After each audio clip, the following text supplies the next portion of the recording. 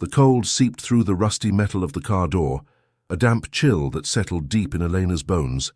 For 2 weeks, this cramped space had been their world, a prison of stale air, the sour smell of old upholstery, and fear. Outside, the wind howled a mournful song, making the car's frame groan like a dying animal. Elena didn't sleep. She couldn't. Her body ached with a fatigue so profound it felt like a sickness, but her mind was a frantic race of numbers and regrets. Every few minutes, her hand would instinctively check the small worn leather pouch tucked into her jacket pocket. She could feel the crispness of the few remaining bills and the small, hard lump of coins. $47. The final barrier between her and absolute nothingness. Her gaze fell upon the small sleeping form of her son, Leo, curled up on the passenger seat, his small chest rising and falling in a shallow, uneven rhythm. A feeling of dread, cold and sharp, pierced her heart. It was the sound that kept her awake, a small persistent rattle in his lungs, a cough that was getting worse. A dry, hacking sound escaped Leo's lips, a spasm that shook his tiny 6-year-old frame. Elena's hand flew to his forehead. He wasn't feverish, not yet, but his skin felt clammy and cool.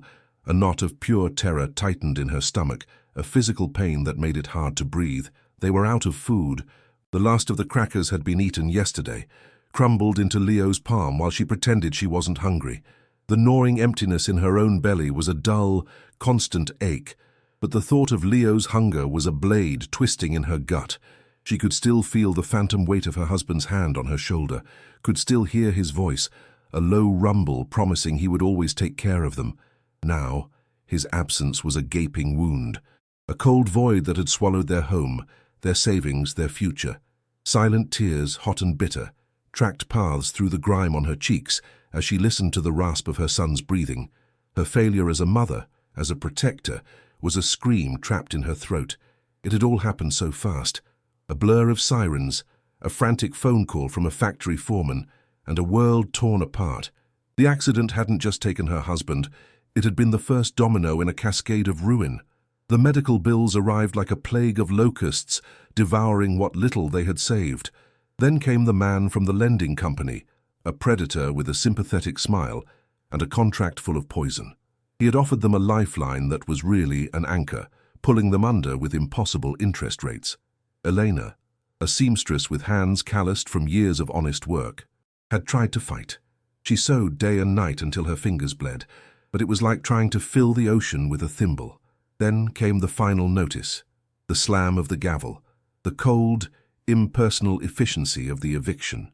She remembered the hollow click of the lock on the front door of their home, a sound that echoed the snapping of her heart. They took everything, the house, her sewing machine, their memories. They took it all. The weak morning light filtered through the car's fogged-up windows, painting the grim interior in shades of grey. Elena sat up, her spine cracking in protest. She pulled out the small leather pouch again, her fingers trembling as she laid the contents on the cracked dashboard. 4 $10 bills, 1 5, 2 1s, and a pathetic little pile of coins. She counted it twice, $47.12. The number was a death sentence. It was enough for a few gallons of gas to keep them from freezing at night, or it was enough for a hot meal and some cough medicine for Leo. It couldn't be both. The impossible choice made nausea rise in her throat. She stared at her hands, the hands that could once turn simple cloth into beautiful dresses, now lying useless in her lap. Without a home, without her tools, she was nothing, a ghost haunting the edges of a world that had moved on without her. The immense weight of her powerlessness pressed down on her, threatening to crush what little spirit she had left. Leo stirred, his eyelids fluttering open. He didn't cry or complain. He just looked at her with his father's trusting brown eyes and asked the question that shattered her heart into a million pieces every morning. "Mommy," he whispered, his voice hoarse from the cough. "Are we going home today?" Elena felt the air leave her lungs. She had no answer, no lie, no comfort, no hope left to give. The silence in the car became a physical presence, heavy and suffocating. All she could do was pull him into her arms, burying her face in his hair to hide the fresh wave of tears, a sob tearing through her chest. This was it, the bottom, a widowed mother and her sick child, invisible and forgotten in a rusty metal box. with $47 standing between them and the abyss. Her story felt like it was over before it had even begun. To see if a mother's desperate love is enough to spark a new beginning from the ashes of despair, make sure you are subscribed to our channel and have your notifications turned on so you don't miss what happens next. It was the desperate need for medicine that drove her out of their metal shell and into the world. At a dusty, fly-specked convenience store 20 miles from anywhere, she spent $7 of her last $47 on a small bottle of children's cough syrup and 2 stale granola bars. As the cashier, a woman with tired eyes, slowly counted her change. Elena overheard a conversation from 2 old men sitting by the window, nursing cups of thin, watery coffee. They spoke of the old Almeida estate, a sprawling tract of land tangled in legal battles for 40 years. A ghost property, one of the men, his voice a gravelly rasp, mentioned a local legend. Old man Almeida, before the trouble, he said, shaking his head. He'd let any poor soul with nowhere to go stay in his big barn. Said it was God's work. The word struck Elena like a physical blow. A barn, shelter, a place to be invisible, a tiny fragile seed of an idea, terrifying in its recklessness, began to sprout in the barren soil of her despair. Her heart gave a painful lurch. A war raged inside her head. The rational part screamed that it was insane, dangerous. It was trespassing on land owned by who knew what kind of people. But then she looked out the store's grimy window at her car, a rusted cage holding the only thing that mattered in the world. She could hear Leo's rattling cough in her memory, feel his clammy skin under her hand. What choice did she have? Wait in the car until the gas ran out, until the cold or sickness took them. This was not a choice between right and wrong. It was a choice between a terrible risk and certain doom. The sympathetic smile of the predatory lender flashed in her mind, the hollow click of her front door locking for the last time. There was no one coming to save them. Swallowing the lump of fear in her throat, a resolve as hard and cold as steel settled in her gut. She would take the risk. She would find this place. For Leo, the decision felt less like hope and more like the final desperate act of a cornered animal. She spent another $20 on gasoline, the scent of the fuel feeling like the smell of their last chance. The friendly pump attendant gave her vague directions, pointing down a long, empty road. "It's way out there, Mum. Hasn't been anyone living on that land for decades. You sure you want to go?" Elena just nodded, unable to speak. The lie caught in her throat. The journey was a descent into an emptier and emptier world. The strip malls and houses gave way to flat, brown fields, then to dense, untamed woods that crowded the narrow asphalt road. The car's engine sputtered twice, each time sending a jolt of pure panic through Elena's chest. She felt a profound and terrifying loneliness. Every mile marker they passed felt like a step further away from civilization, from any possibility of help. The silence was absolute, broken only by the hum of the tires, the wind whistling through a crack in the window, and the soft wheezing sound of Leo sleeping in the seat beside her. After nearly an hour of driving into what felt like the end of the world, she saw it. A crumbling stone wall, almost completely swallowed by ivy, and a pair of majestic wrought iron gates hanging crookedly on their hinges.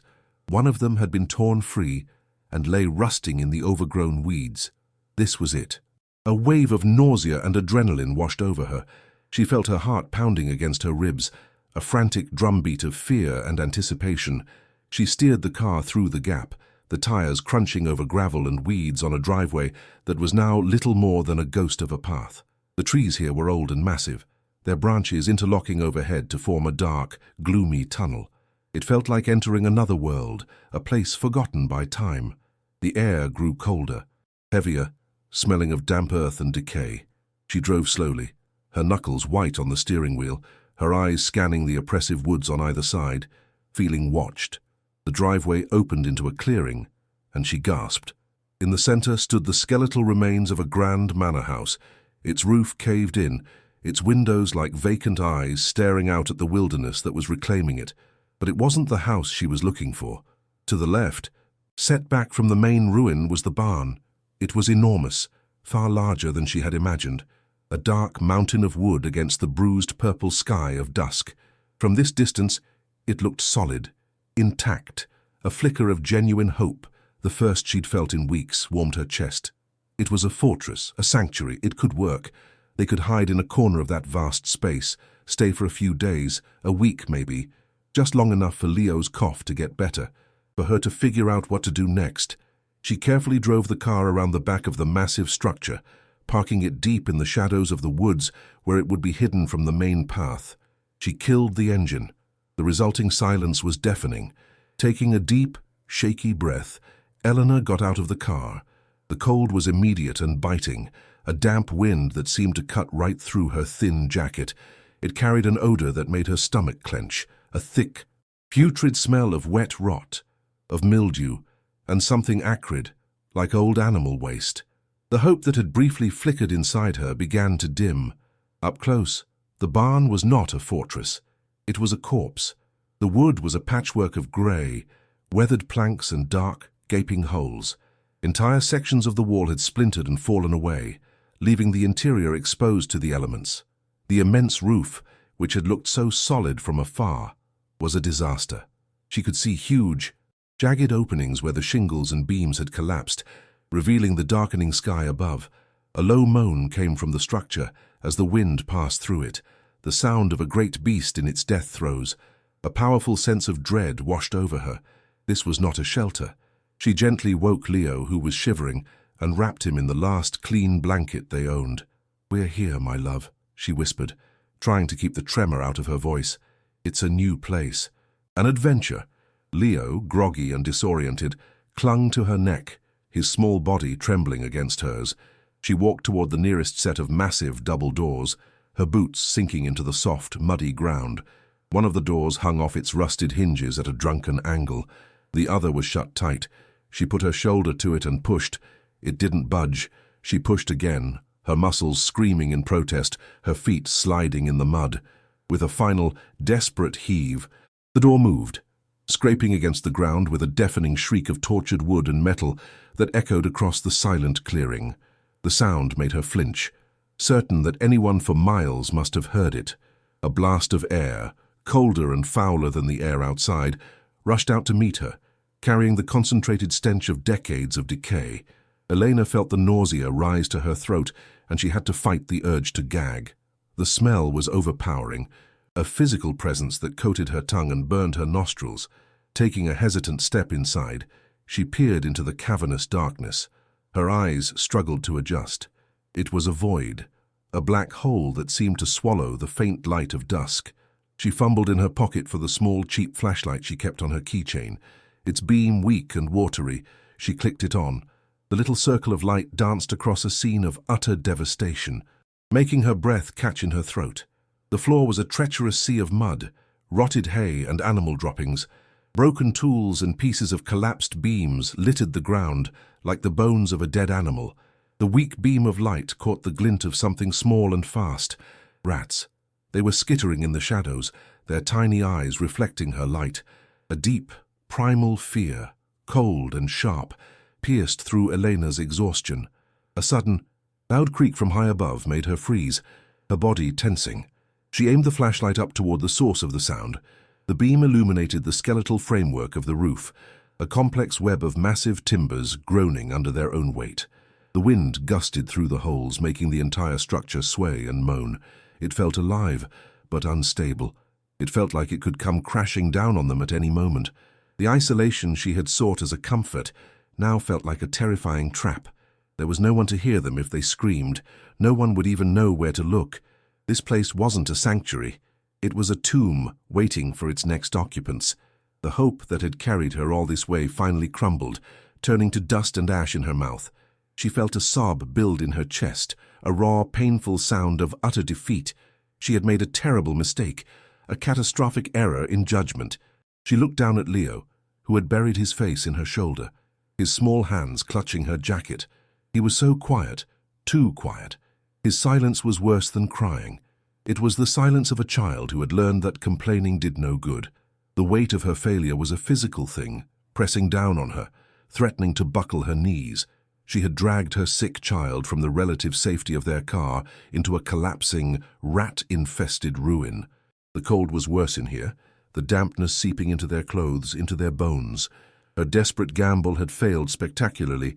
She had nothing left, no money for gas to leave, no food, no shelter, and a son whose cough seemed to echo louder in the vast dead space of the barn. Her stomach ached with a hunger that was now overshadowed by a hollow, cavernous despair. She was trapped, utterly and completely trapped, in the consequences of her own desperation. As darkness fully consumed the clearing outside, the barn became a universe of terrifying sounds, the relentless moaning of the wind, the scuttling of unseen creatures in the walls, the steady drip, drip, drip of water from the ruined roof into a puddle somewhere in the blackness.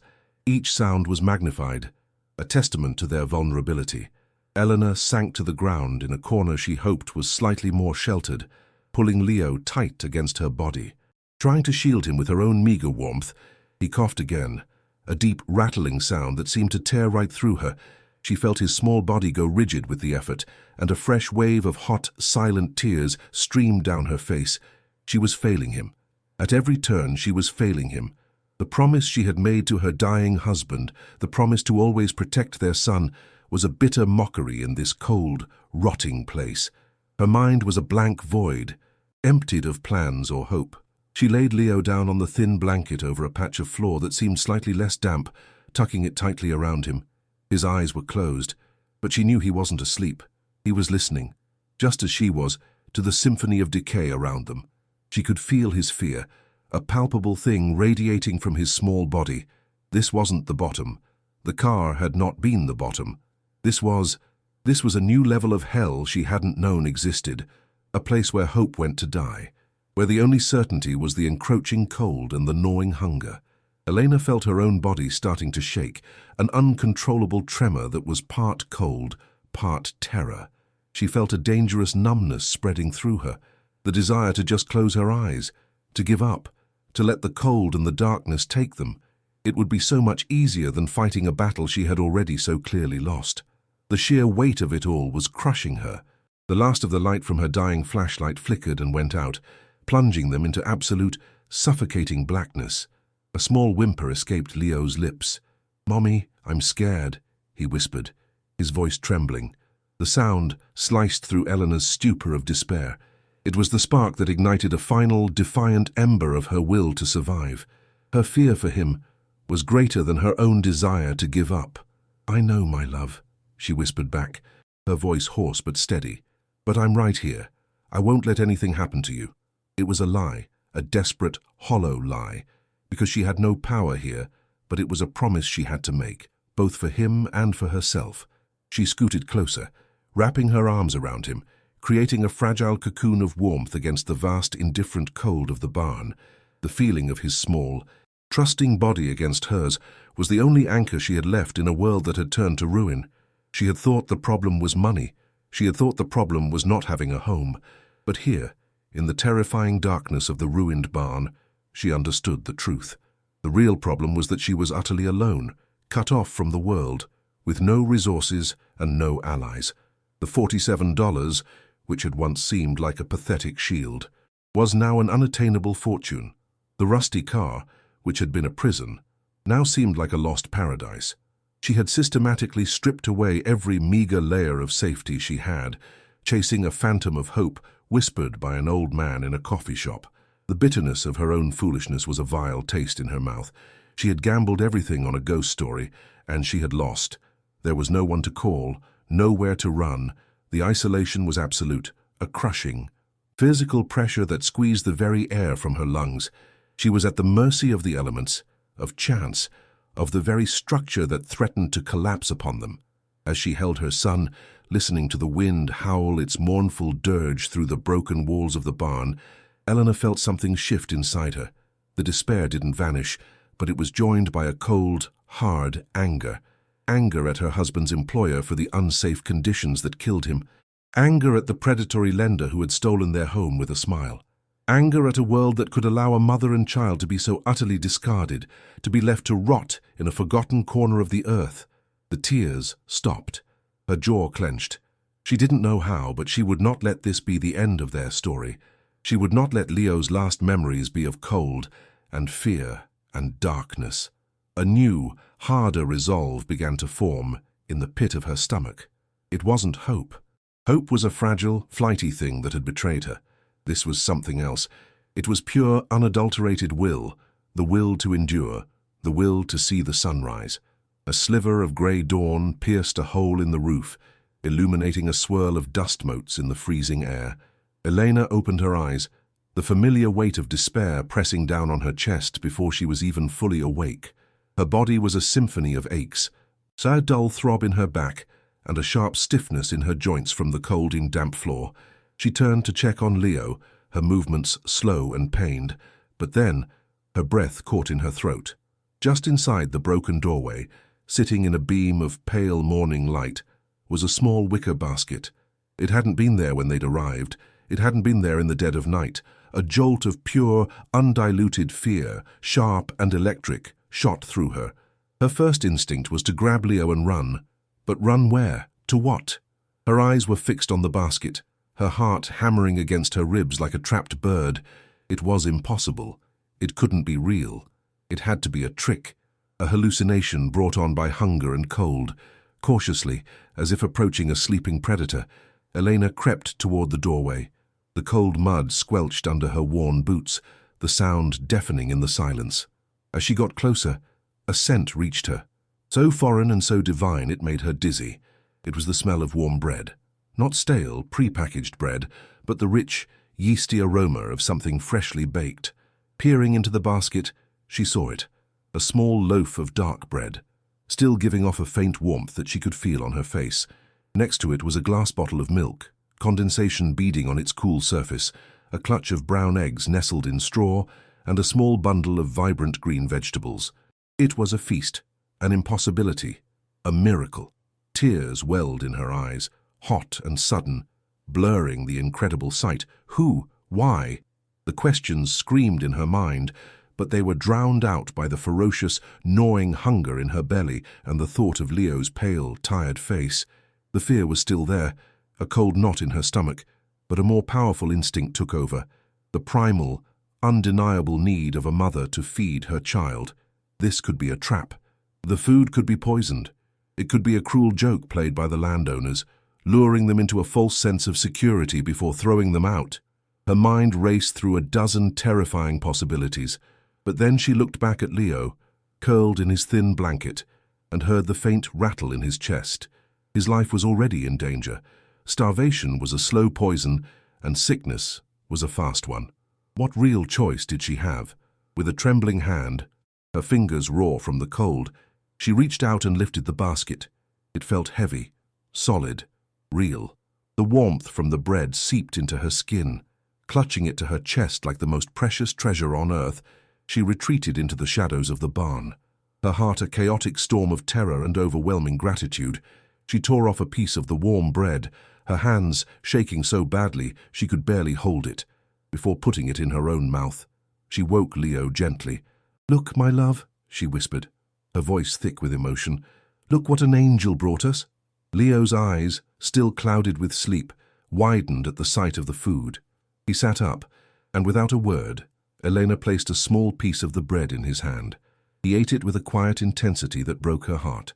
She poured some of the milk into the bottle's cap and gave it to him.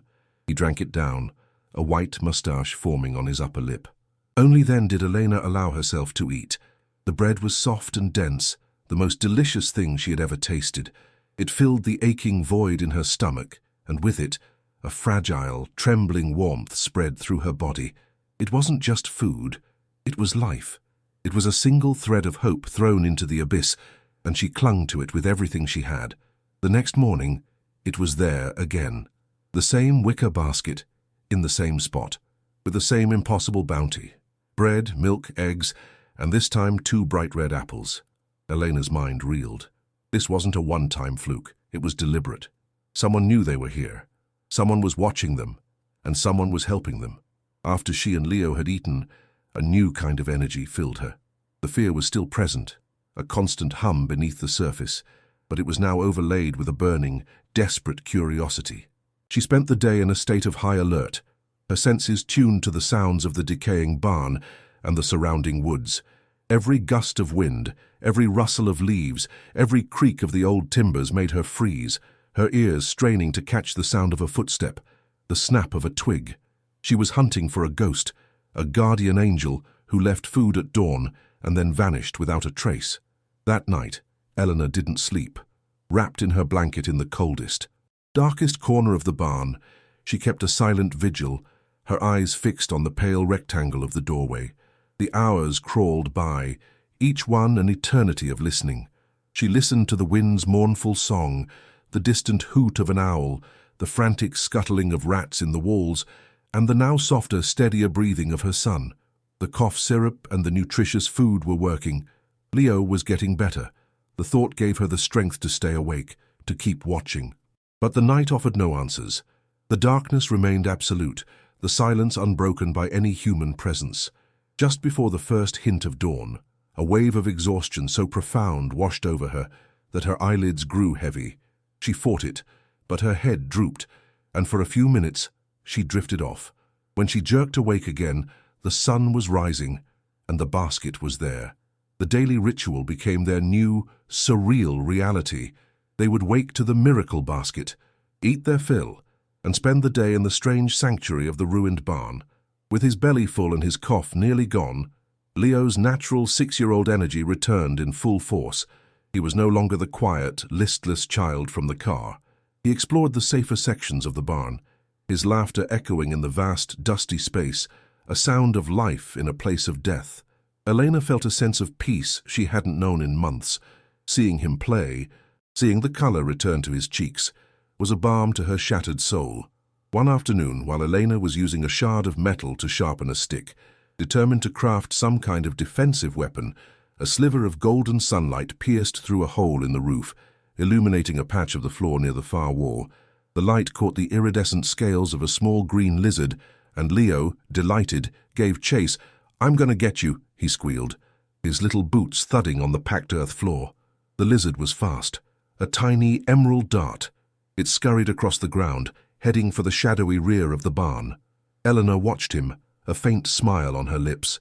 It was a moment of pure, unadulterated childhood innocence, a jewel of normalcy in their bizarre existence.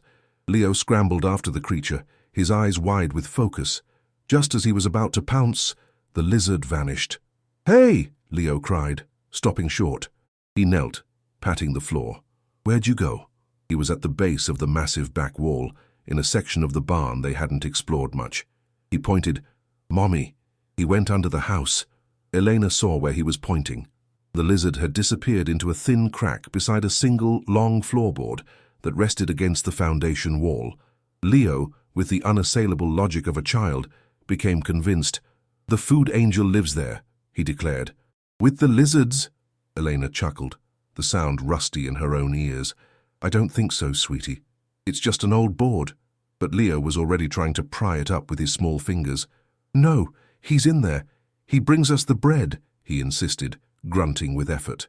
He looked up at her, his face a mask of earnest conviction. "We have to say thank you."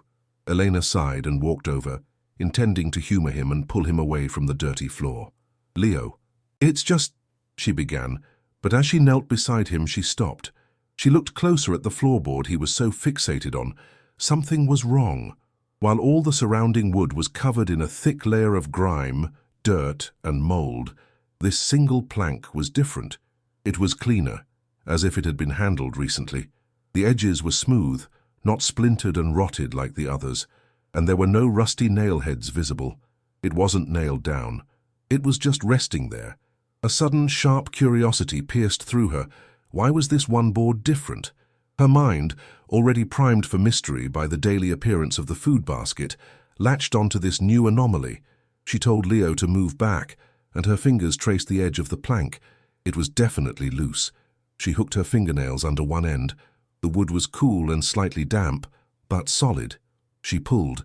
It resisted for a moment, and then, with a low groan of wood against earth, it lifted.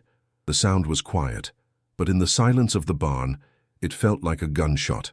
A shiver that had nothing to do with the cold ran down her spine. Leo was right. This was not just a board.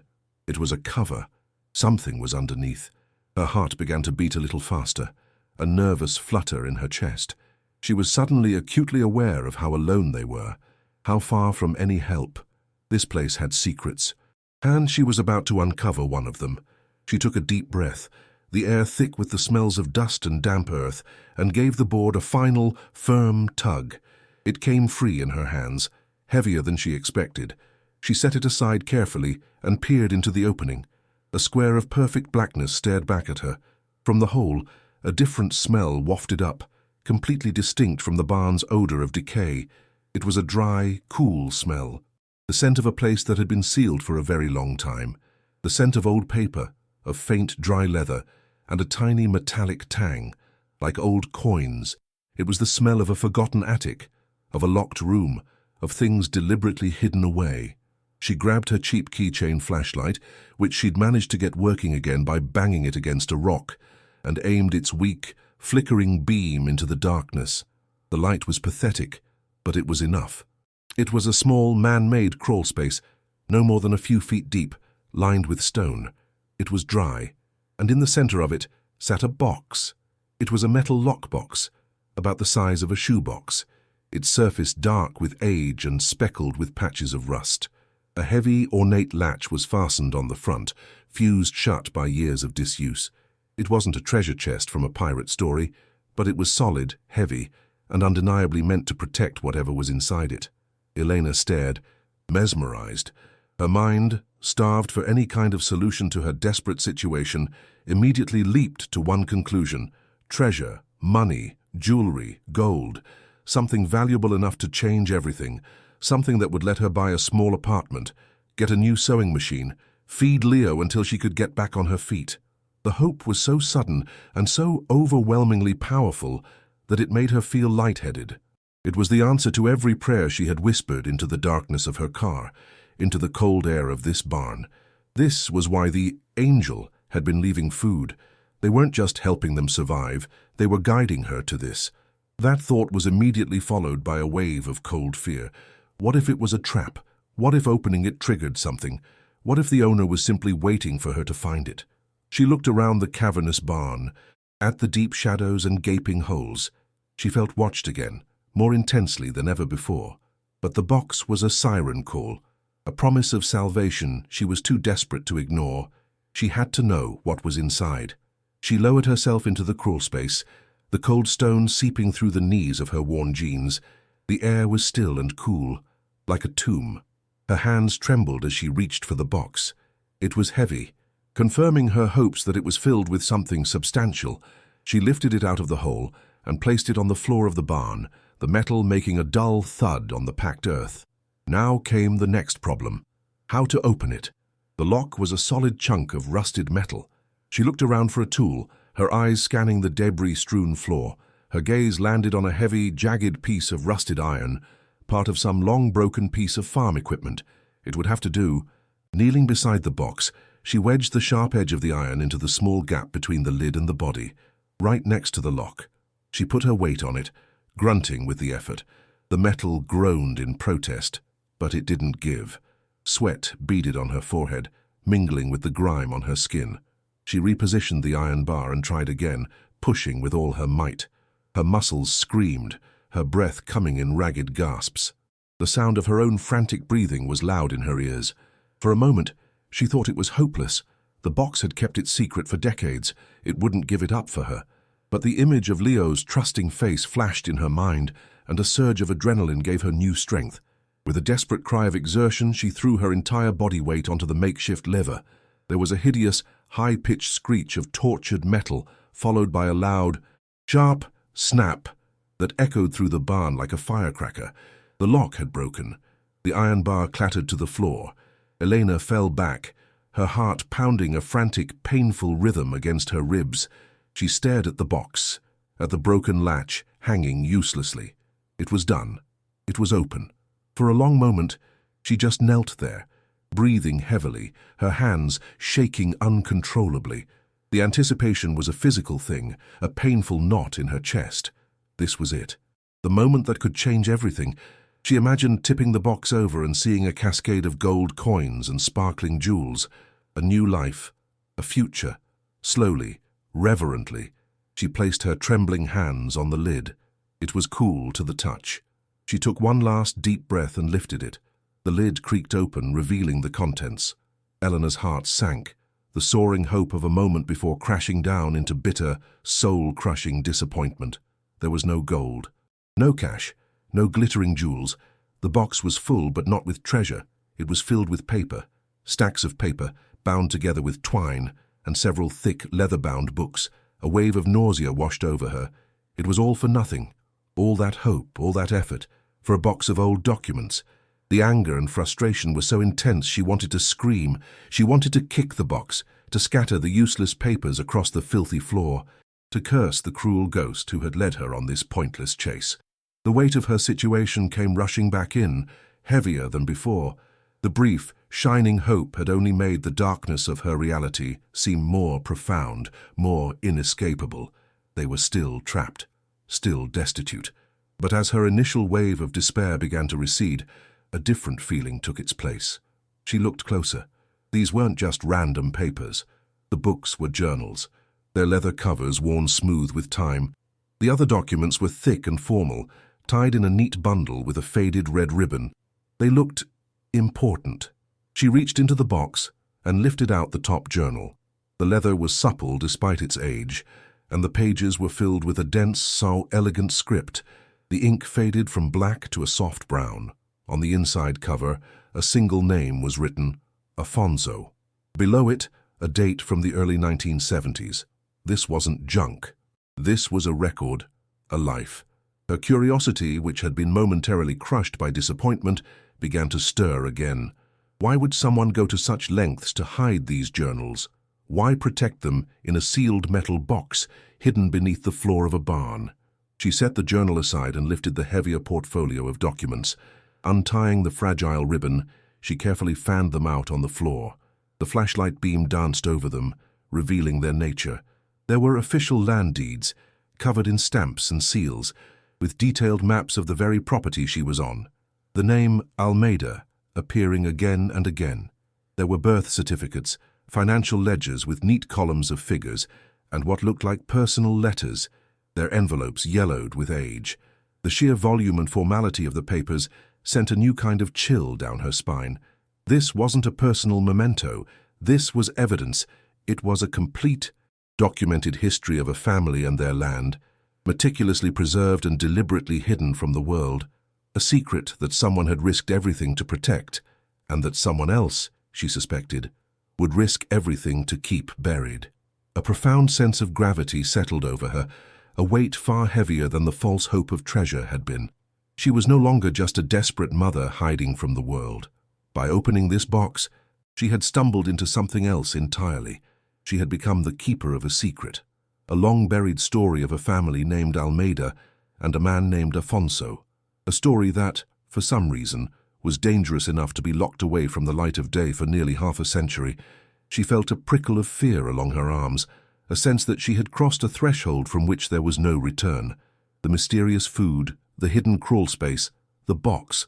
It was all part of a single, unfolding narrative that had been waiting patiently in the darkness for someone to find it. And now, that someone was her. A widowed seamstress with $47 to her name, sitting on the floor of a ruined barn, holding a dead man's secrets in her hands. She opened the first journal again, turning to a random page in the middle. The elegant handwriting was tight, as if written under great strain. Colonel Vargas watches the house, she read, her lips forming the words silently. His eyes are full of greed. He wants this land, he circles it like a vulture. I fear he will not be satisfied with legal means. The Almeidas are good people, too good for these dark times. They shelter the hunted, and for that the wolves are now hunting them. Elena's blood ran cold. Colonel Vargas, the Almeidas, dark times. The words were cryptic, but they dripped with a sense of impending doom. This wasn't just a history. It was a testimony, the record of a crime about to happen. She felt a connection to the unseen author, Afonso, a sense of his fear and his loyalty reaching out to her across the decades from the faded ink on the page. Her gaze shifted back to the official documents spread out on the floor, the land deeds, the birth certificates. They weren't just papers anymore. They were the tangible proof of a family's existence, a life that had been threatened by a greedy man with power. Suddenly, the puzzle pieces began to shift in her mind, not yet forming a clear picture, but hinting at a dark and terrible shape. The abandoned manor, the land tangled in legal disputes for 40 years, the hidden documents. It all pointed to a story of loss and injustice. The mystery of the food basket seemed almost trivial now, a simple breadcrumb on a path that led to a much deeper and more dangerous place.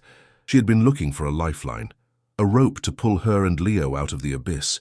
She had a horrifying feeling that what she had found instead was an anchor, chaining her to a history that was not her own. Holding the heavy journal in her lap, Elena felt the full weight of her discovery settle upon her. The barn no longer felt like a random shelter. It felt like the heart of a mystery, a stage where a great drama had unfolded long ago. The wind moaning through the broken roof sounded less like the voice of decay and more like a whisper, telling a story she was now a part of. She ran her fingers over the smooth leather cover of the journal, a tangible link to the past. The fear was still there, a cold and constant companion, but it was now mingled with a powerful sense of purpose. This box and its contents had been left for a reason.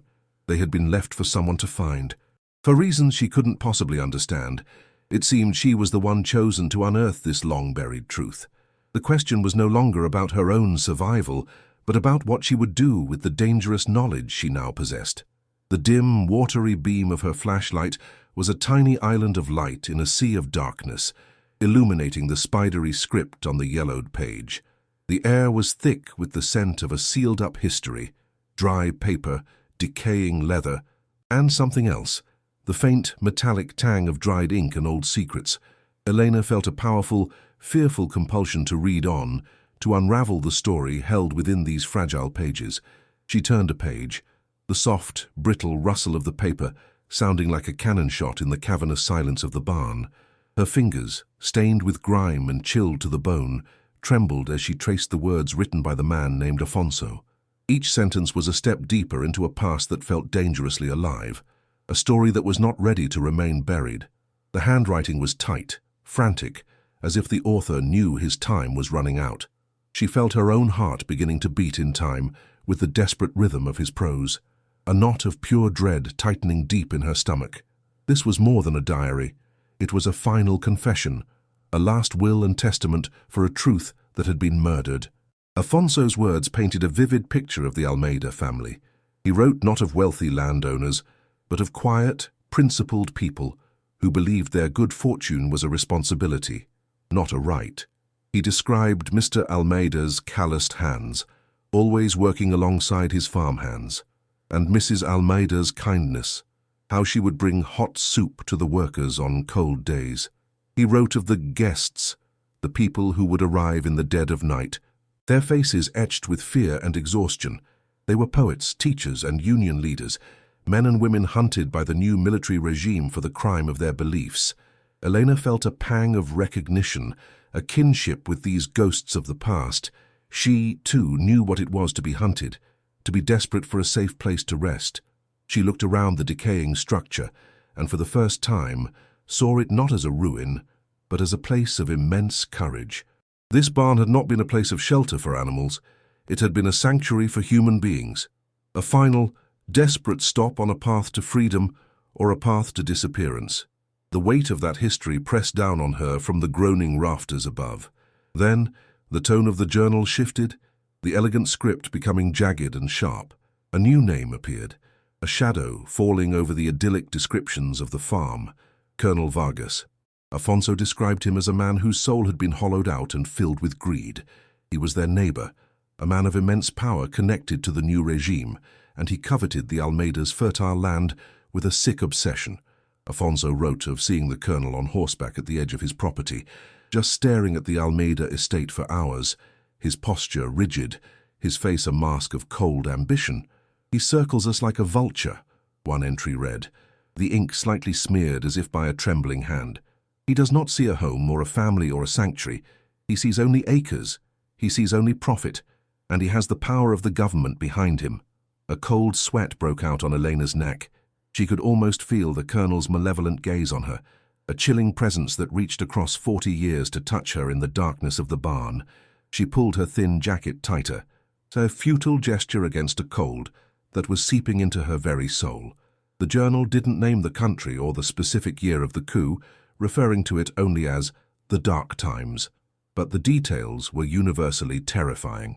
Afonso wrote of a climate of fear that had descended like a toxic fog, where neighbors spied on neighbors and a careless word could lead to a midnight visit. He mentioned unmarked black cars that would cruise the rural roads at night, the sound of their engines a harbinger of doom.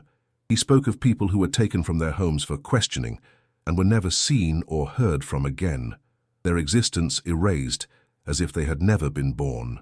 Elena felt a wave of nausea.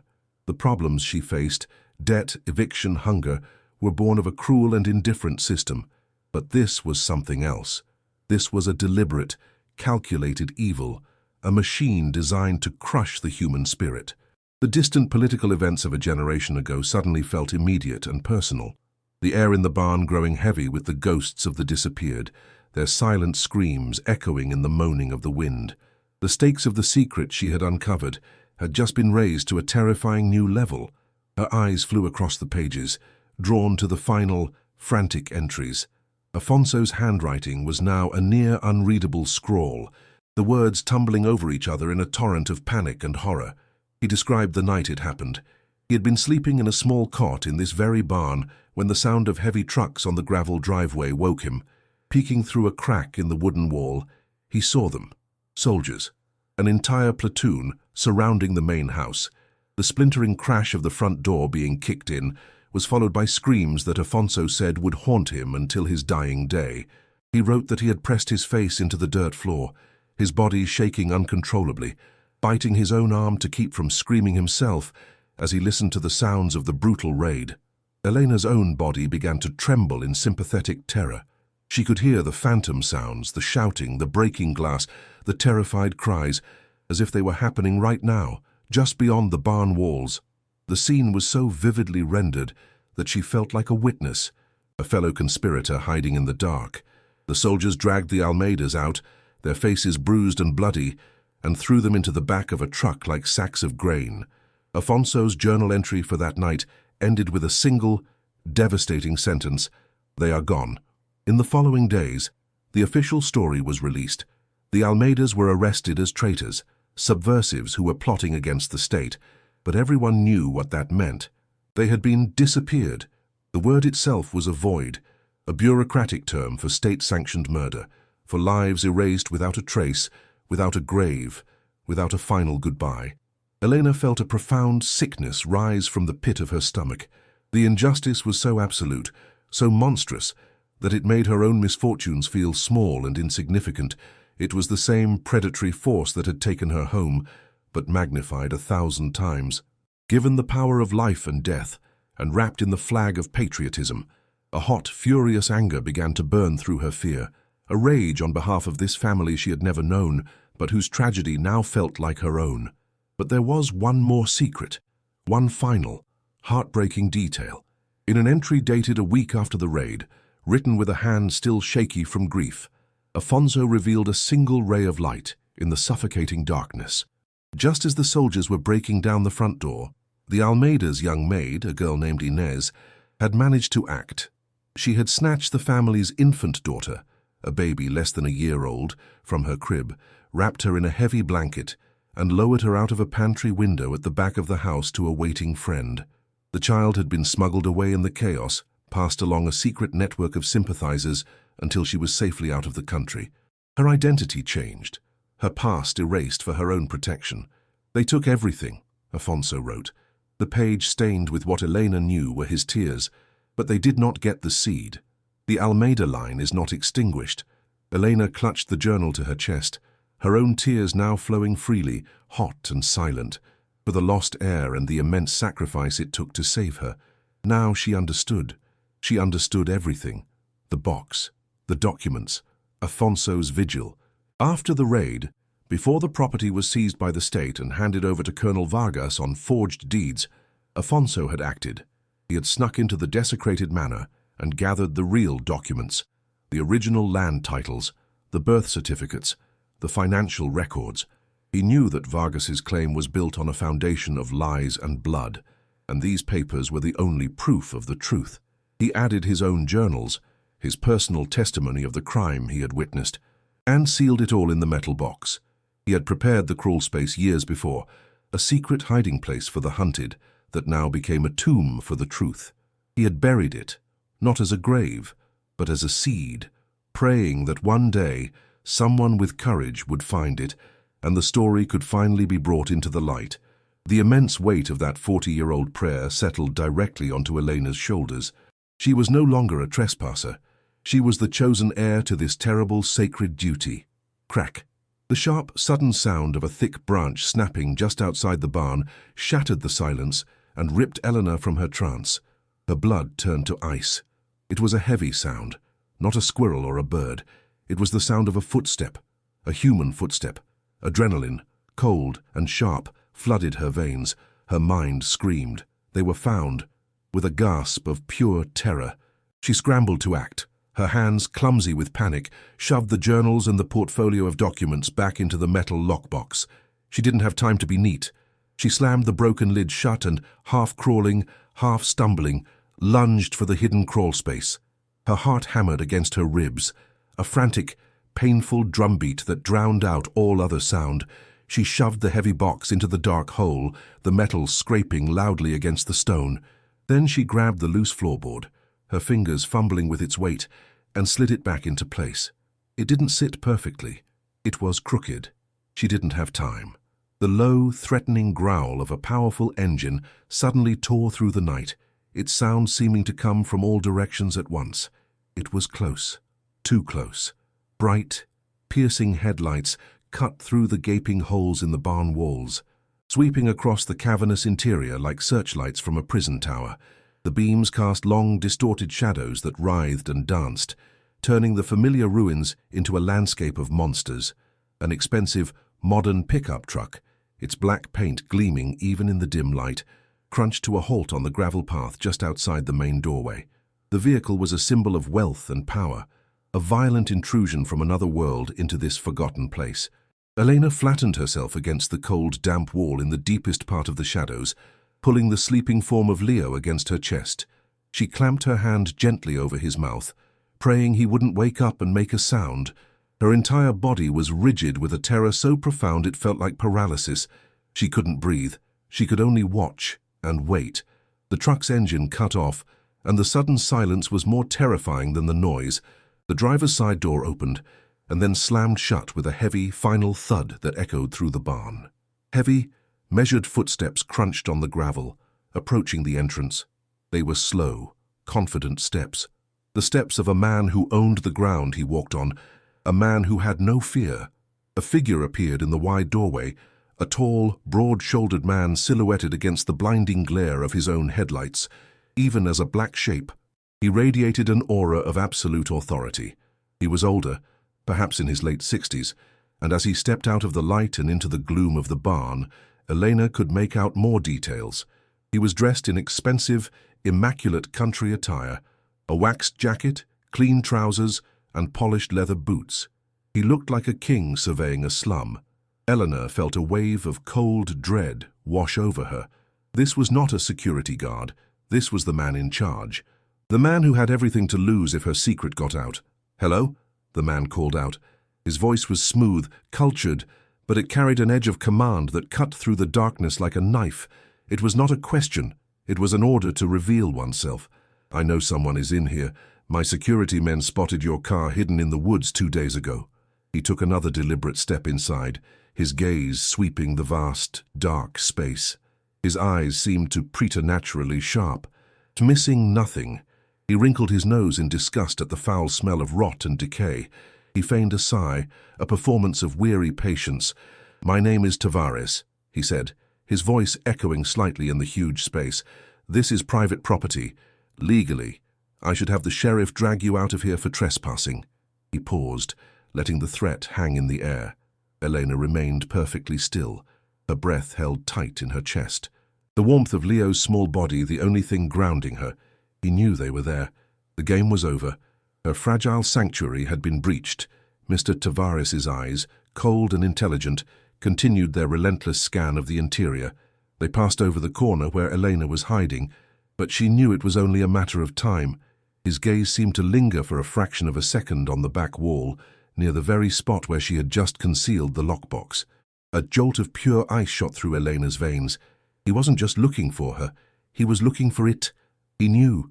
He had to know. But, he continued, his voice softening into a mask of false charity, I can see you're in a difficult situation. I'm not a cruel man. He reached into his expensive jacket and pulled out a thick leather wallet. He opened it and extracted a fan of crisp bills. Look, he said, his voice now a businesslike clip. I'm prepared to make you an offer. Here's $500. A gift? Take it. Buy yourself a bus ticket. Get a warm meal. Just be gone by morning. Forget you were ever here. He held out the money, an obscene offering in the squalor of the barn. It was a bribe, plain and simple. Hush money. Elena didn't move a muscle. She couldn't. Her fear was a physical cage, rooting her to the spot. Her silence seemed to agitate Tavares. Stripping away his thin veneer of civility, the corner of his mouth twitched in annoyance. With a slow, deliberate movement, he folded the cash and slid it back into his wallet. His eyes, which had been merely cold before, now became hard and menacing, like chips of dark granite. I'm trying to be reasonable, he said, his voice dropping to a low, dangerous growl that vibrated in the chilly air. He took another step into the barn, and the scent of his cologne, a clean, sharp smell of citrus and cedar, wafted towards her. It was a smell of power and control, a scent that felt like a desecration in this place of raw earth and decay. Perhaps you don't understand the situation, he continued, his voice now a silky, threatening whisper. This is a very old, very unstable place. Trespassers on this land often meet with accidents. He let the words hang there, each one a polished stone dropped into a deep, dark well. He didn't need to say more. The threat was as clear as if he had held a knife to her throat. Accidents happen. A fall from a rotted loft, a beam collapsing in the middle of the night, a fire, a disappearance. It was the same veiled language of violence used by the regime 40 years ago. This was not just Mr. Tavares talking, it was the voice of his father, Colonel Vargas, echoing through him. He was a man accustomed to getting what he wanted, a man who saw other people not as human beings, but as obstacles to be removed. He gave one last, sweeping look around the barn, his eyes boring into the shadows, and then he turned his back. He strode confidently out of the barn, got into his truck, and roared away, leaving Elena alone in the suffocating darkness, the echo of his words ringing in her ears like a death knell. The $500 was a fortune. It was escape. It was a warm bed for Leo.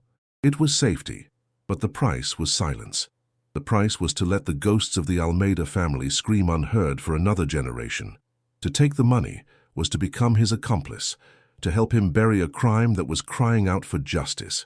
To stay meant facing a man who would not hesitate to make her and her son disappear. What would you do in her place? Would you take the money and run, saving your child from the immediate danger? Or would you risk everything to fight for a truth that could cost you your life? For a long time after the truck's taillights vanished, Elena did not move. She remained pressed against the cold, damp wall, a statue carved from fear. The silence that rushed back into the barn was different now. It was not empty, but filled with the echo of Mr. Tavares's threat. His words, "Accidents happen," slithered in the darkness, coiling around the rotting beams and dripping from the ceiling with the steady, rhythmic leak of water. The air, which had smelled of earth and decay, was now tainted with the faint, sharp scent of his expensive cologne, a phantom presence that felt more violating than his actual visit. Her heart, which had been a frantic drum, now settled into a low, heavy thudding, a deep bass line of terror that vibrated through her entire body. Every nerve was on fire. She was no longer just a trespasser. She was a witness, a loose end, an obstacle, an accident waiting to happen.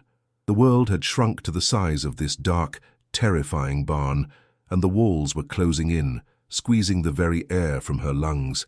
The image of the $500 he had offered, and then withdrawn, flashed in her mind. Crisp, clean bills, enough to buy a bus ticket to anywhere, to find a small, anonymous room, to feed Leo for weeks. It was a vision of a simple, safe existence, a paradise just on the other side of a decision. All she had to do was leave, to forget the journals, to let the ghosts of the Almeidas remain buried. The temptation was a physical ache, a siren song promising relief from the crushing weight of this dangerous secret. But then her gaze fell upon the small, warm lump of her son, sleeping peacefully in her arms, utterly oblivious to the mortal danger they were in. A wave of shame, hot and sickening chills washed over her. Taking that money, running away, would not be an act of protection, it would be an act of complicity. It would mean teaching her son that justice was for sale, that powerful men could buy silence, that their own survival was worth more than the truth. A cold, hard resolve began to form in the pit of her stomach, displacing the fear. She would not be bought. The decision not to run, however, left her trapped in an impossible position. She couldn't stay here. Tavares would be back. He had not been convinced by her silence. His eyes had scanned the barn with a hunter's focus, and she knew, with a certainty that chilled her to the bone, that he would not rest. The threat of an accident was not a bluff. It was a promise. She was a mouse in a cage with a patient cat, and the game would only end one way. The desperate hope she'd felt upon finding the box was gone, replaced by a new, more urgent desperation. Not for money, not for food, but for help. She was utterly alone, a single, fragile woman against a wealthy, ruthless man with a history of violence etched into his very DNA. The authorities were not an option. The premise had made that clear. Local police were in his pocket. Her mind raced, sifting through the chaos for any possible lifeline. And then an image surfaced. The wicker basket, the warm bread, the fresh milk, the guardian angel. Someone else knew she was here. Someone who was not a threat. A new, frantic energy propelled her to her feet. The angel, the ghost who left food at dawn. For days, she had been the passive recipient of their charity, but now she had to find them. They were the only other piece on this deadly chessboard. They were her only hope for an ally. Leaving Leo wrapped tightly in his blanket in their corner, a fresh wave of fear lancing through her at the thought of leaving him even for a moment, she began to search. Her eyes, now accustomed to the gloom, scanned the area around the barn's entrance, the spot where the basket always appeared. She was looking for a sign, a track, anything. At first there was nothing but mud and trampled weeds, but then, as her gaze swept wider, she saw it. It was almost invisible, a faint, subtle parting of the tall grass that led away from the barn, not towards the main driveway where Tavares had come, but deep into the tangled, oppressive woods. It was a path so narrow and overgrown that it was clear it was traveled by only one person, and infrequently at that. It was the ghost's trail. A war raged within her. To follow the path meant leaving Leo alone, even for a few minutes, in the very place a predator had just threatened them. The thought was unbearable, but to stay put was to wait for Tavares's men to return, to face them alone with her child. It was a choice between two terrifying risks. She knelt by Leo, her hand resting on his chest, feeling its steady rise and fall. He was safe, for now, asleep. The path was her only active option, the only move she could make besides waiting for the axe to fall. A faint scent on the breeze decided it for her. It was the smell of wood smoke, faint and clean, carried from the direction of the hidden trail. Smoke meant a hearth meant a home meant a person. Taking a deep, ragged breath that felt like swallowing shards of glass, she made her choice. She would follow the path. She would find her angel. She moved with a speed born of pure terror, a ghost herself, flitting out of the barn and into the deep woods, her heart screaming with every step she took away from her son. The path was treacherous, a tangled artery through the dark heart of the woods. Thorny branches clawed at her clothes and skin, and unseen roots threatened to trip her with every step. The air grew colder, but cleaner, the smell of rot and decay from the barn replaced by the crisp, loamy scent of the forest floor, and the ever-stronger smell of burning oak. The woods were unnervingly silent, the canopy of leaves overhead so thick that it swallowed all sound, creating a feeling of profound and eerie isolation. After what felt like an eternity, but was likely only 10 minutes of frantic walking, the trees began to thin. The path opened into a small, hidden clearing, and Elena stopped dead, her breath catching in her throat. There, nestled amongst the ancient trees as if it had grown there, was a tiny cottage. It was small and humble, built of stone and dark wood, with a plume of grey smoke curling from its chimney into the night sky. A single yellow light glowed warmly in a small window. It was a picture of impossible peace in a world of violence and fear. An old man was sitting in a rocking chair on the small porch, a thick blanket over his knees. He wasn't looking at her, but staring out into the darkness, as if he had been waiting. As Elena stepped hesitantly into the clearing, he turned his head slowly. His face was a roadmap of wrinkles, but his eyes, even in the dim light, were clear and sharp. They held no malice, no surprise, only a deep, weary sadness. "I knew you would come," he said, his voice a low, gravelly rasp, the sound of rustling leaves. "I was hoping you wouldn't have to." This was him, the man who had kept them alive. Elena felt a wave of relief so powerful it almost buckled her knees. She wanted to weep, to babble her thanks, to tell him everything. But the words caught in her throat. All she could do was stand there, trembling, a desperate refugee who had finally reached a safe harbor. The man gestured to an empty stool on the porch. "Sit, child. You are safe here. My name is Silas." The name felt solid, ancient, like the stones of his cottage. As she sank onto the stool, her body shaking with cold and adrenaline, Silas spoke again. "The food. It was me," he confessed, confirming what she already knew in her heart. "I saw you arrive, in that old car with the boy. I saw the desperation on your face. It was the same look I saw on the faces of the people my father used to hide in that barn." He paused, his gaze turning back towards the dark woods, towards the unseen ruin. "My father was Afonso," he said quietly, and the name landed with the force of a physical blow. Elena gasped, her hand flying to her mouth. Afonso, the author of the journals, the man who had witnessed the crime. This old gentleman sitting before her was the son of the ghost who had been speaking to her from the pages. The secret she had unearthed was not just a story in a book. It was this man's life, his legacy, his pain. The threads of the past and the present were weaving themselves together right before her eyes, forming a tapestry of tragedy and fate. It was no accident she had come here. It was destiny.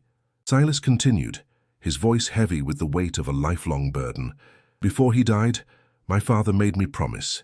He told me about the box, where he had hidden it.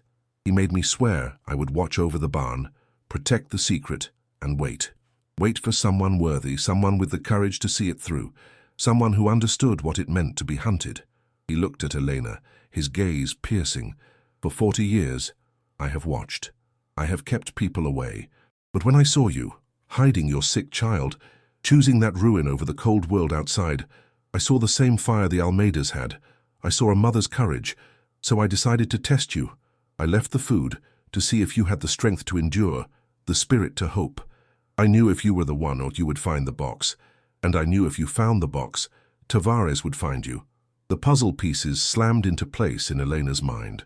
The feeling of being watched was real. But it hadn't been Tavares's men, not at first. It had been Silas, her guardian, her protector. Tavares. Elena whispered the name, the sound like poison on her tongue. "He was just there. He threatened us." Silas nodded grimly, his knuckles white as he gripped the arms of his rocking chair. "He is the son of Colonel Vargas. The apple did not fall far from the poisoned tree. For years, he has been trying to clean the title to the land, to erase his father's crimes by burying them under a mountain of concrete and steel. He's been buying up all the small properties around the estate, intimidating anyone who might remember the old stories, erasing the past one person at a time." Silas leaned forward, his voice dropping to a conspiratorial whisper. "The industrial complex, it's his final move. A massive sale to a foreign corporation that won't ask any questions. Once that deal is done, the Almeida land, the blood-soaked ground will be gone forever, laundered into legitimate profit. The ghosts will be silenced for good. He cannot allow those documents you found to ever see the light of day. They are the only thing standing between him and his empire." The final piece was in place. This wasn't just about stolen land. It was about the final act of a 40-year cover-up. Elena felt a profound and terrible clarity. She finally understood the full scope of the evil she was up against. It was a generational crime, a legacy of violence and greed passed from father to son.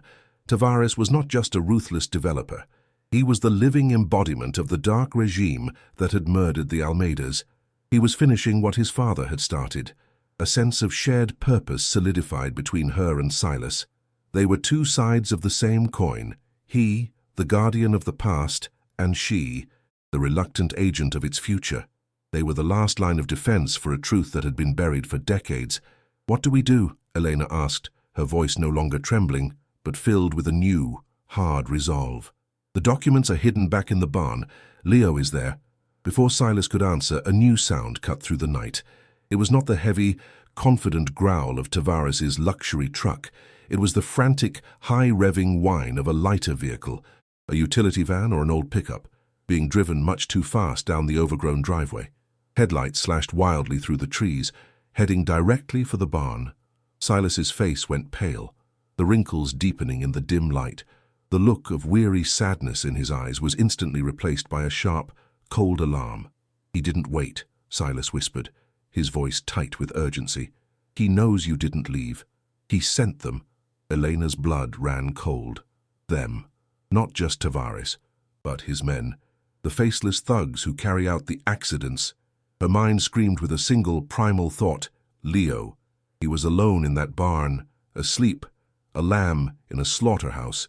A terror more potent and visceral than anything she had ever felt seized her.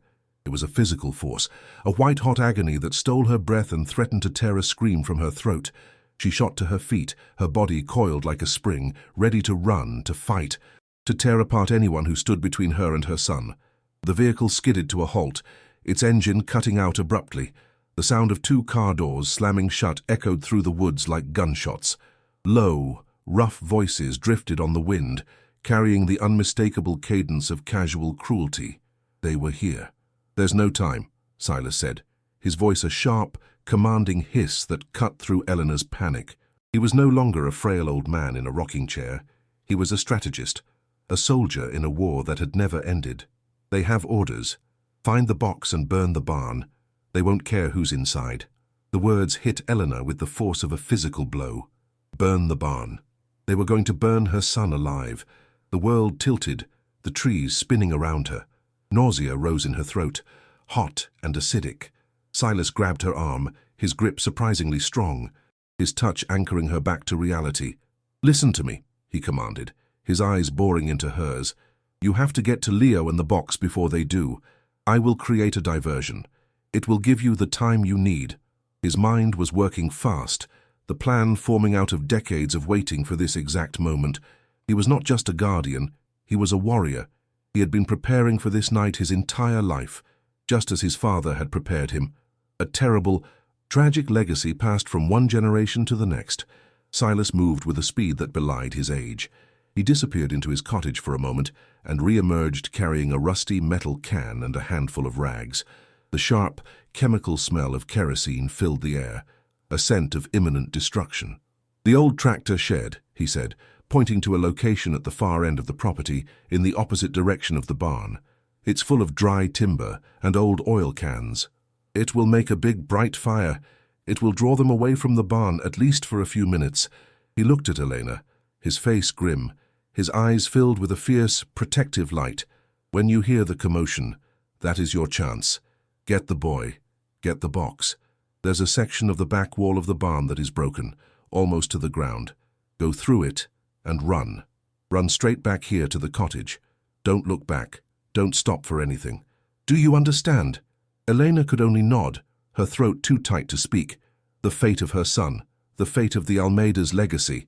It all rested on this desperate, fiery gamble. "Go now," Silas urged, giving her a gentle push towards the dark path. "Be a shadow. Wait for my signal." Elena turned and ran, her heart a wild animal clawing at her ribs. She flew down the treacherous path, her feet barely touching the ground. She was no longer a frightened woman. She was a predator, a lioness racing to protect her cub. The woods were a blur of black and grey, the thorns and branches tearing at her unnoticed. The only thing that existed was the barn and the precious life it held. As she neared the clearing, she slowed, dropping into a crouch behind a thicket of overgrown bushes. She could see the barn, a dark mountain against the starless sky.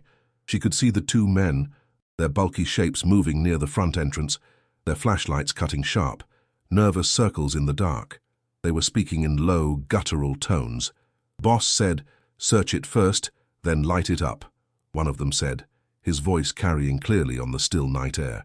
"Find the box, That's the priority. Elena's breath hitched.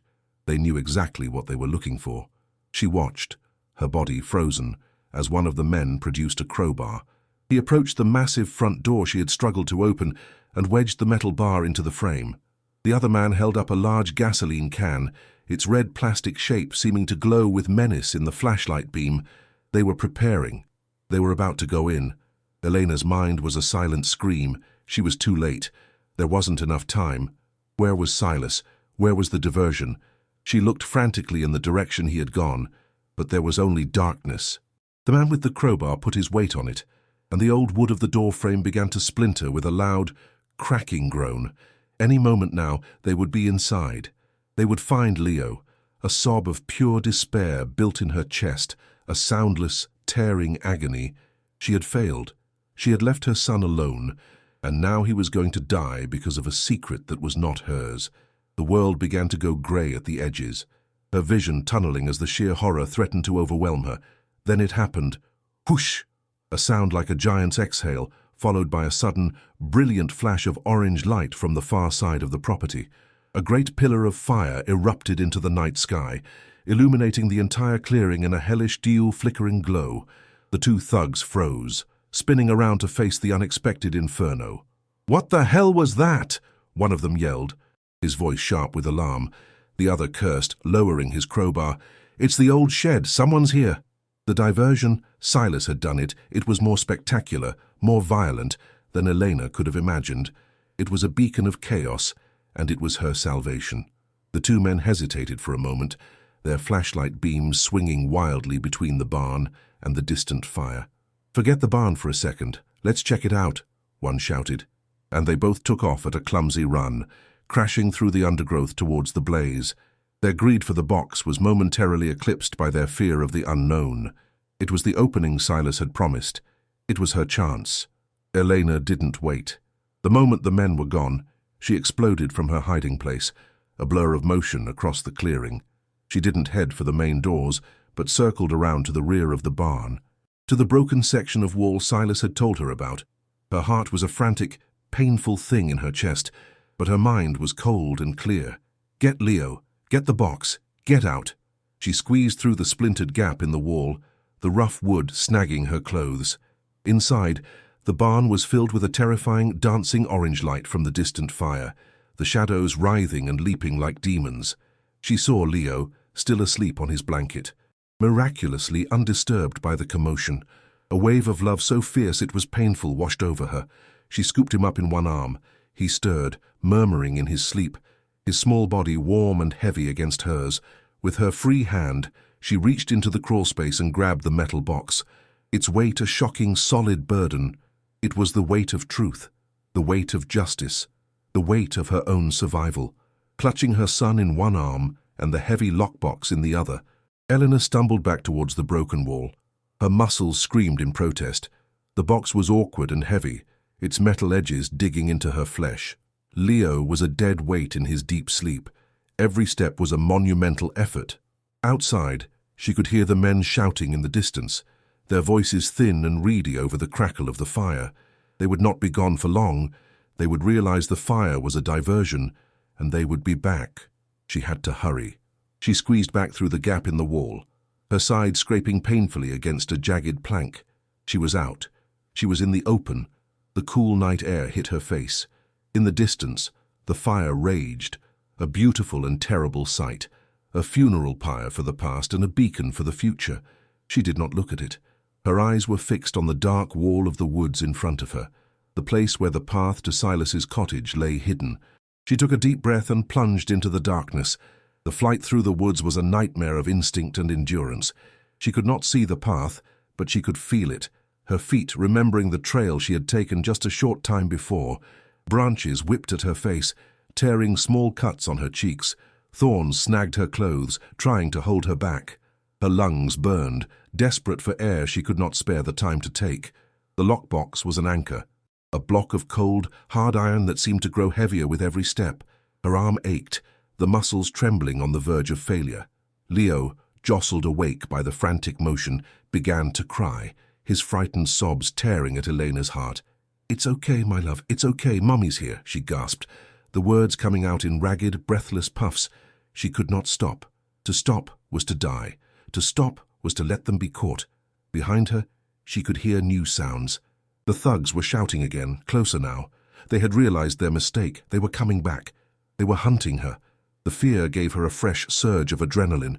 She pushed harder, her legs pumping, her body screaming in protest. The weight in her arms was unbearable, but she would not drop it. She would not drop her son, and she would not drop the truth. They were bound together, her child's future and the Almeida's past. The cottage. She had to make it to the cottage. Through the thick web of trees, she saw it, a tiny flickering point of yellow light. It was a star. It was a lighthouse. It was hope. It seemed impossibly far away, a distant promise of safety. She could hear the heavy, crashing footsteps of the men behind her now, getting closer. They were faster than she was, unburdened. They were yelling, their voices filled with rage. There. "She's heading for the cottage," one of them roared. They knew where she was going. They were closing in. Her lungs were on fire. Her vision was starting to blur at the edges. She wasn't going to make it, just as a wave of despair threatened to swallow her, to make her collapse to the forest floor. The woods ahead of her opened up. She burst into the clearing, stumbling, gasping for air. The cottage was right there, 20 yards away. The porch light was a golden halo in the darkness. Silas was standing on the steps, his face a grim mask of determination, a heavy iron poker gripped in his hand. He was not going to run. He was going to make a stand. The sight of him, a frail old man ready to defend them with his life, gave Elena the last ounce of strength she needed. She stumbled forward, her legs like lead, her breath a raw, tearing sound in her throat. She could hear the thugs break through the tree line right behind her, their curses loud and violent. She had to get to Silas. She had to get the box to him. She was so close, so close. The safety of the cottage door was just a few desperate, agonizing steps away. "Get inside," Silas roared, his voice booming with an authority she hadn't heard before. He stepped off the porch to meet her, placing his body between her and the approaching men. Elena staggered past him, her shoulder brushing his, a silent transfer of the burden. She stumbled up the 2 steps of the porch, her legs finally giving out. She collapsed through the open doorway, falling to her knees on the rough wooden floor of the cottage. She managed to twist as she fell, protecting Leo's body with her own. The heavy metal box slipped from her numb fingers and crashed to the floor with a loud, final thud.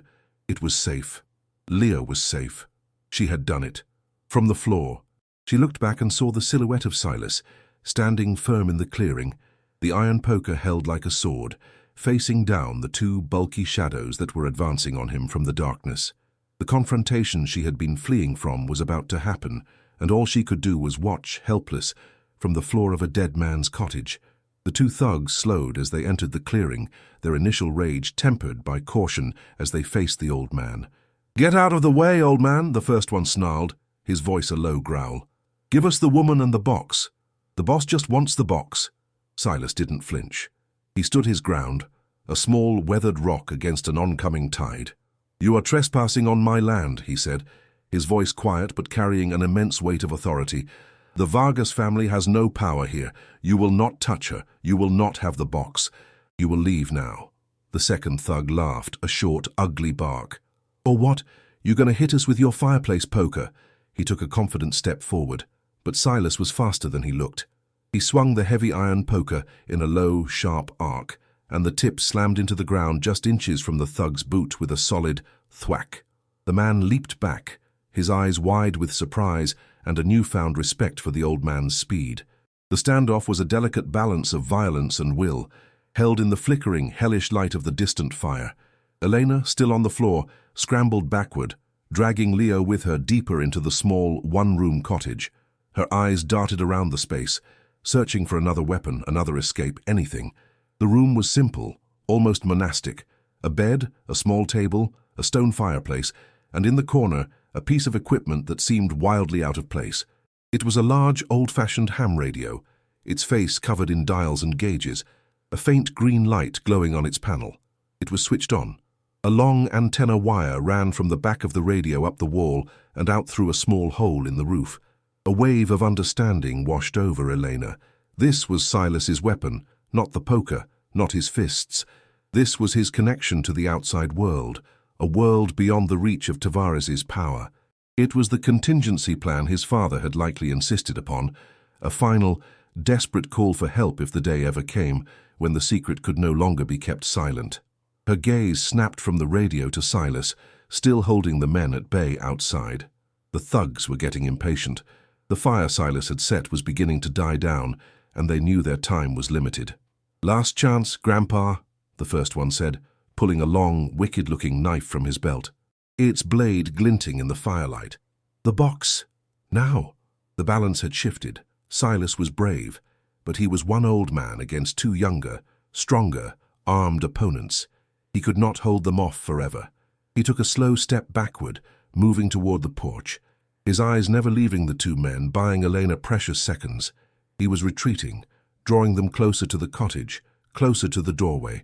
It was a calculated risk, a final gamble. Elena knew what she had to do.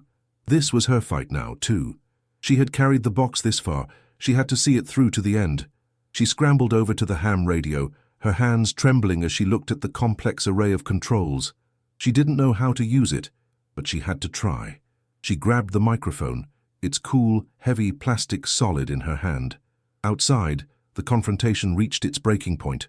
The second thug, emboldened by his partner's drawn knife, made a rush at Silas. The old man swung the poker again, but this time the thug was ready. He dodged the blow and lunged, tackling Silas around the waist. The two of them crashed to the ground in a tangle of limbs. The first thug, the one with the knife, saw his opening and charged for the cottage doorway, his eyes wild and fixed on the metal box lying just inside. "The box!" he screamed, his voice raw with greed and exertion. He was a beast, driven by a simple command. He filled the doorway, a massive silhouette of violence blocking out the light, his shadow falling over Elena and her son. There was nowhere left to run. This was the end of the line. Elena's heart seized in her chest. She had brought this darkness here, to this peaceful place, to this good man's home, and now it was going to consume them all. But as the thug lunged into the room, knife held high, Silas was not finished. With a surge of desperate strength, the old man, still on the ground, kicked out with both legs, catching the second thug in the back of the knees.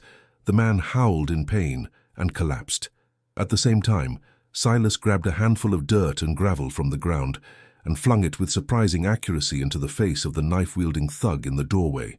The man cried out, stumbling backward, clawing at his eyes, temporarily blinded. It was a small act of defiance. A moment bought with grit and pain, but it was a moment nonetheless. A precious, fleeting second of opportunity.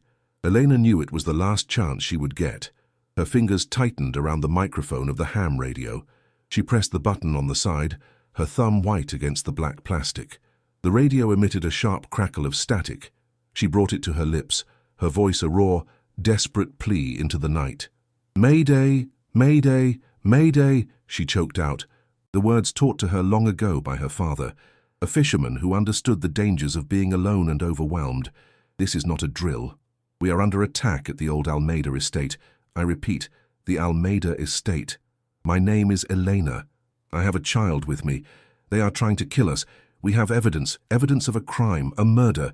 Colonel Vargas, Tavares, please, is anyone listening? We need help. We need the federal police. We need—" Her voice broke, a sob catching in her throat.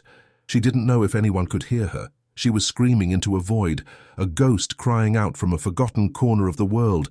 The thug with the knife was recovering, shaking his head, his vision clearing.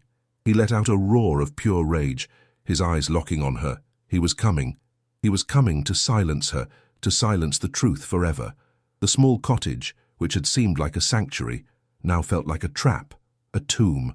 The room was filled with the deafening crackle of the radio's static and the sound of Elena's own ragged breathing. The thug took a step toward her, the knife held low, a cruel smile twisting his lips. He was enjoying this. He was savoring the terror in her eyes. It was over. All the running, all the fighting, all for nothing. She had failed. She closed her eyes, pulling Leo's small body tighter against her, trying to shield him from the inevitable. She braced for the impact, for the sharp, cold pain of the blade. But instead of pain, a new sound cut through the chaos. It was a voice. A calm, professional voice crackling through the radio's speaker, cutting through the static with impossible clarity. "This is station PX9. We copy your mayday, Elena. Your signal is strong. We have your coordinates. Federal authorities have been monitoring this channel. A unit is en route. I repeat. Hey, federal unit is en route. ETA is 7 minutes. Hold on, help is on the way."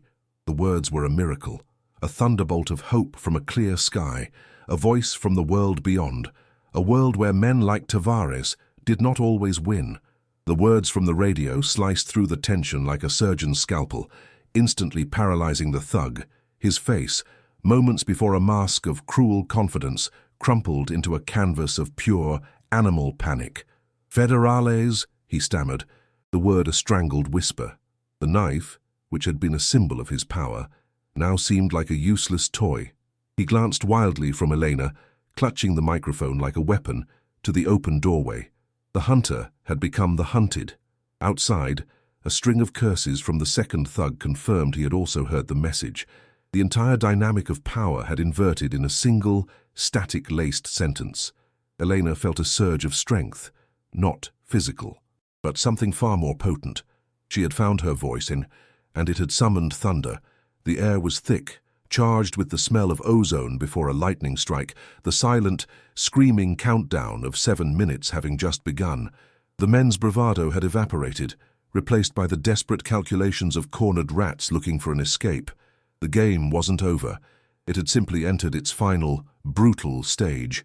The approaching sirens were a faint whisper at first, a ghost of a sound easily mistaken for the wind, but they grew steadily, a rising crescendo of salvation that clawed its way through the dense woods. For the two thugs, it was a death knell. With one last look of pure hatred at Elena, they made their choice. They turned and fled, crashing back into the darkness from which they came, their panicked retreat a cacophony of snapping branches and desperate, gasping breaths. Their footsteps faded, swallowed by the forest and the ever-loudening wail of justice. Silas, groaning, pushed himself to his feet, his face bruised but his eyes blazing with triumph. He extended a trembling hand to Elena, helping her rise from the floor. She clung to him for a moment, the sirens now screaming, their sound washing over the clearing, cleansing it of its fear. She held Leo tight against her chest, and the tears she had held back for so long finally came, not tears of sorrow, but a hot, cathartic flood of pure, overwhelming relief.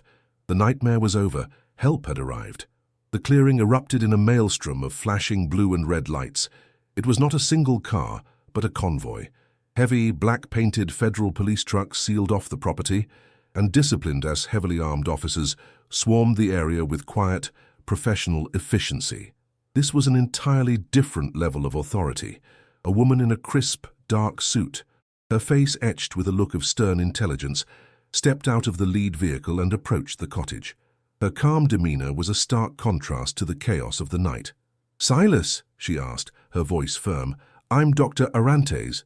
Silas nodded, his body slumping slightly as the weight of his 40-year vigil finally lifted. He gestured to the metal box on the floor. "It's all there, Doctor," he said, his voice thick with emotion. "My father's words. The Almeida family's truth." Dr. Arantes knelt, her gloved hands touching the rusted metal box with a reverence that acknowledged its immense significance. She looked at Elena, her eyes conveying a deep, unspoken gratitude. "You've done a very brave thing," she said. "Now it's our turn." The arrest was not a spectacle.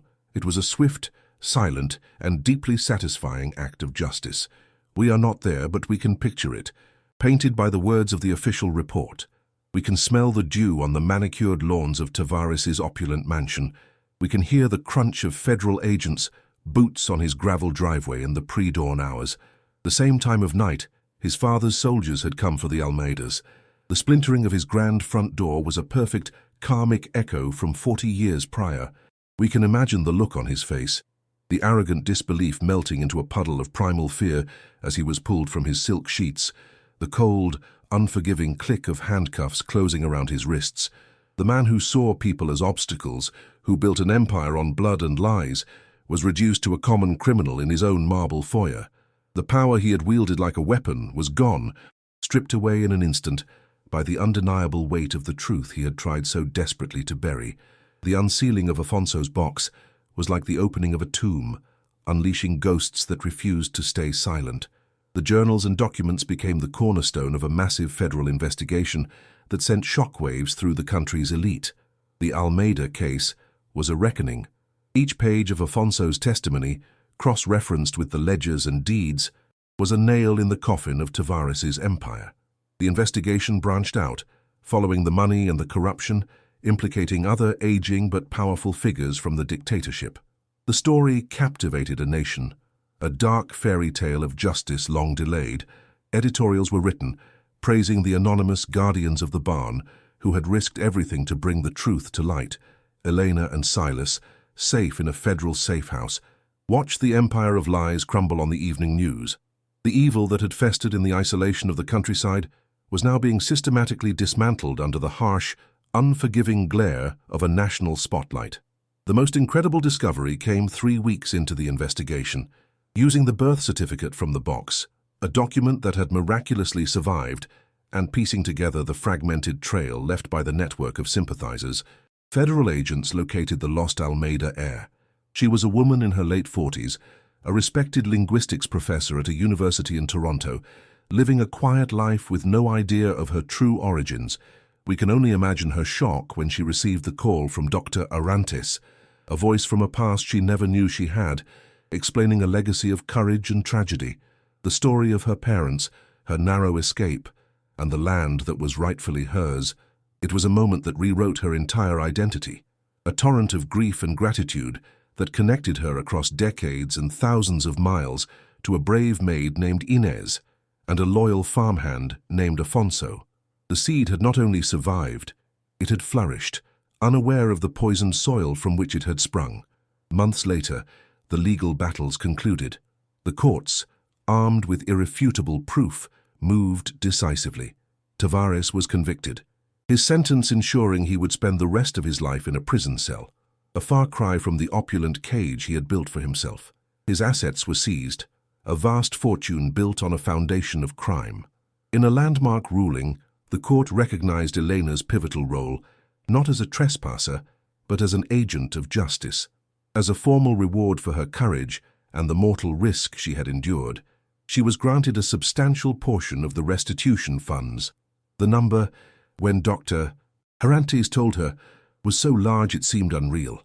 It was more money than she could have earned in 10 lifetimes of sewing. She felt a wave of dizziness, her hand gripping Silas's arm for support. It wasn't just wealth, it was freedom, it was security.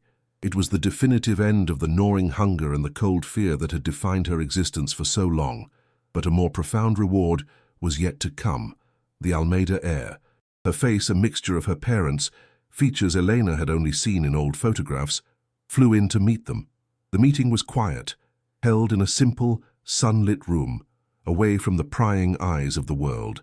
There were tears and long periods of silence filled with an understanding that went beyond words. The heir held Elena's hands, her touch conveying a gratitude that was deeper than any fortune. "My parents believed this land was a gift," she said, her voice trembling with emotion. "They used it to offer people sanctuary, a new beginning. It's only right that you have yours here." A few weeks later, the deed arrived. It granted Elena ownership of the old barn and 10 acres of the surrounding fertile land, free and clear, the very ground that had been her prison, her tomb, her place of terror, was now her own. It was not a reward for finding treasure, it was a gift for honoring the truth. The sound that now filled Elena's life was not the mournful howl of the wind through broken planks, but the happy, rhythmic hum of a state-of-the-art sewing machine. The ruined barn was gone, replaced by a beautiful, light-filled cottage she had designed herself. The stench of rot and decay was a distant memory, replaced by the rich aroma of roasting chicken and baking bread that filled her new kitchen. She sat at a large work table, surrounded by bolts of vibrant silks and soft cottons, her small tailoring business already thriving with clients who admired her skill and artistry. Leo, now healthy and chubby-cheeked, played with wooden blocks on a warm, clean rug, his laughter the sweetest music she had ever heard. She looked out the large window at the green fields that were now hers, at the sun setting over her land. The hands that had once desperately counted her last few coins were now creating a beautiful future, stitch by stitch. Her life had not just been repaired, it had been reborn. The feeling of the warm, solid floor beneath her feet was a daily miracle. She no longer counted her last few dollars, but planned for her son's future. The ghosts of the Almeida estate had not been ghosts of terror, but of justice, waiting for a desperate mother to lend them her courage. Eleanor had walked into that barn with nothing but $47 and a dying hope, and had walked out with a future she could never have imagined, proving that sometimes the deepest darkness is just the shadow cast by a brilliant, approaching dawn. Her story is a powerful reminder that one person's courage can rewrite history. If you were moved by Elena's journey from desperation to redemption and believe in the power of truth, make sure you subscribe to our channel and turn on notifications. You won't want to miss the next story we uncover from the shadows.